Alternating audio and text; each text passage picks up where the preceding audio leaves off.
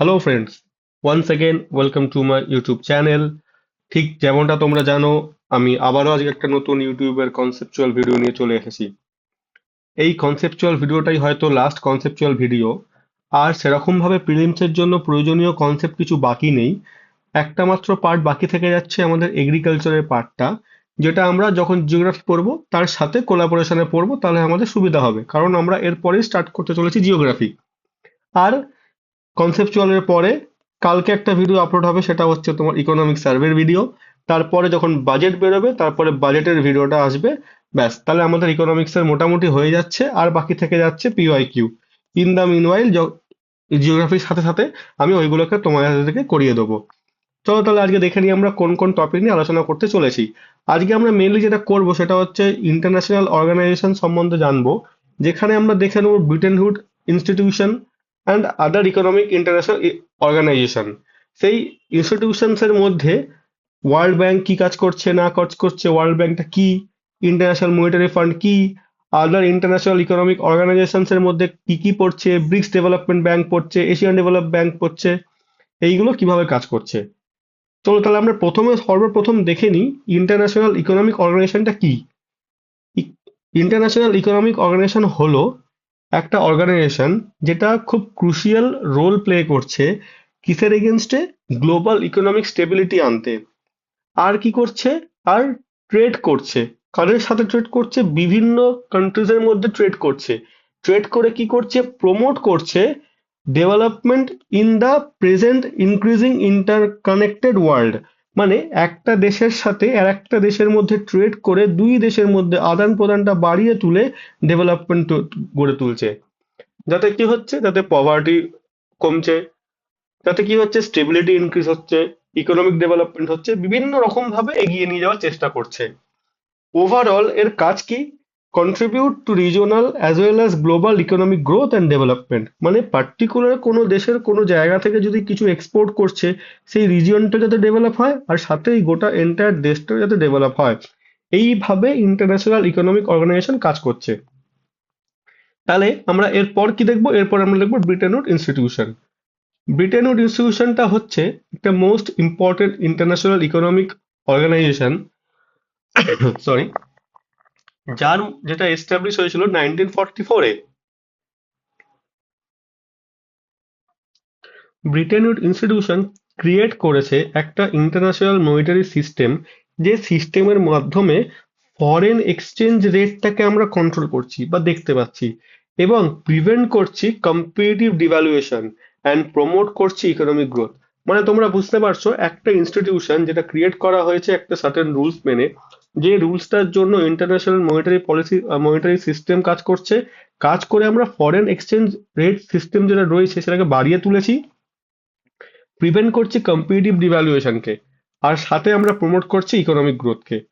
আর এতে major outcome কি? Britain would agreement, যেখানে আমরা আইএমএফ আর ওয়ার্ল্ড ব্যাংকে পেয়েছি।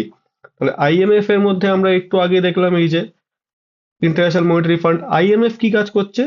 Works to secure financial stability. এটা কাজ করছে ফিনান্সকে সিকিউর করতে। কাদের মধ্যে? যারা ওর আন্ডারে থাকছে। কিভাবে? By providing them the money, the loan, etcetera.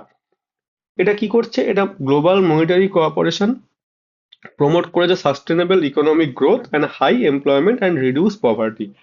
আমার বলার বক্তব্য হচ্ছে, প্রত্যেকটা ইনস্টিটিউট কিন্তু একটা উদ্দেশ্যেই কাজ করছে, ইকোনমিক স্টেবিলিটি, ডেভেলপমেন্ট, এম্পাওয়ারমেন্ট। ঠিক আছে? আর ওয়ার্ল্ড ব্যাংক কি করছে? Serve as a provider of financial technical assistance two developing country across the world. Developing country, not developed country. যারা আস্তে আস্তে ডেভেলপ করছে তাদেরকে বলা হয় ডেভেলপিং কান্ট্রি, আর যারা অলরেডি ডেভেলপড তাদেরকে বলা হয় ডেভেলপড কান্ট্রি। আর ডেভেলপিং এর জায়গা নেই, they all are in the phase of saturation. তাদেরকে ওয়ার্ল্ড ব্যাংক ফিনান্স করে না। ডেভেলপিং কান্ট্রিকে টাকা দিয়ে বা বিভিন্ন প্রজেক্ট দিয়ে হেল্প করছে তাদেরকে এগিয়ে যেতে, ইকোনমিক স্টেবিলিটি আনতে। আর ওয়ার্ল্ড ব্যাংকের আন্ডারে কারা কারা আছে? International development association, international bank for reconstruction and development, multilateral investment guarantee agency, international finance corporation, international centre for settlement investment dispute. প্রত্যেকটা হচ্ছে ওয়ার্ল্ড ব্যাংকের আন্ডারে। আমাদেরকে এখানে জানতে হবে যে কার আন্ডারে কি রয়েছে, কার কাজ কি। আমি এখানে আর প্রত্যেকটাকে এক্সপ্লেন করিনি, কারণ এইগুলো আমরা পড়লেই জানতে পারবো। এই সাপোজ যদি আমি এক্সাম্পলের ক্ষেত্রে এটাকে ধরে নিই, international centre for settlement of investment dispute, investment নিয়ে যে ডিসপিউট গুলো হয় তাকে যারা সেটেল করে ইন্টারন্যাশনালি সেটাকে বলা হচ্ছে আইসিএসআইডি। ব্যাস এটাই। তারপর আদার্স পার্টেতে, আদার্স অর্গানাইজেশনে কি আছে, ব্রিক্স নিউ ডেভেলপমেন্ট ব্যাংক আছে, multilateral development institution founded by BRICS nations, এর institution sustainable development project in BRICS countries. মানে এরা শুধু ব্রিক্স যে কান্ট্রিজ গুলো আছে সেই ব্রিক্স কান্ট্রি গুলোর ওপরেই যে প্রজেক্ট গুলো রয়েছে সেই প্রজেক্ট গুলোকে ফিনান্স করছে, মনিটরিং করছে, বিভিন্নভাবে ওর ওপরে কাজ করছে।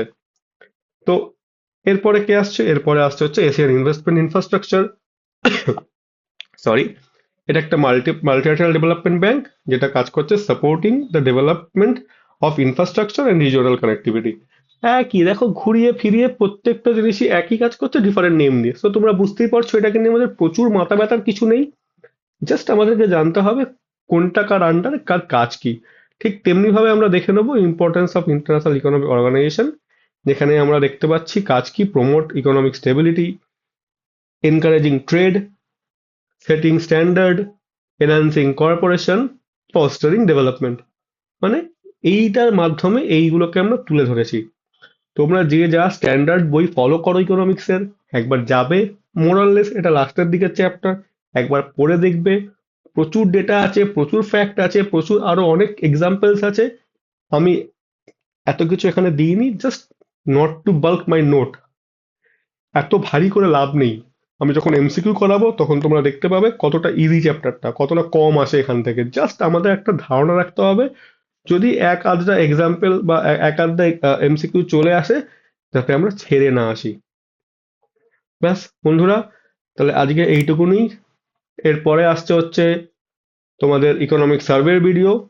অলরেডি আমি ভিডিওটা বানিয়েছিলাম, এবার আমি এই ভিডিওটা আপলোড করে দিয়েছিলাম আমার চ্যানেলে, কিন্তু কোনো কারণবশত সাউন্ড আসেনি, তাই আমি আবার পুনরায় রেকর্ড করছি। সো যাই হোক, চলো দেখা হচ্ছে তাহলে নেক্সট ভিডিওতে। ধন্যবাদ, থ্যাংক ইউ। প্লিজ চ্যানেলটাকে শেয়ার করো, সাবস্ক্রাইব করো, লাইক করো, আর যাদের যাদের ফ্রি টেস্ট প্রয়োজন তারা আমাকে ইনবক্স করো। থ্যাংক ইউ, দেখা হচ্ছে পরের ভিডিওতে।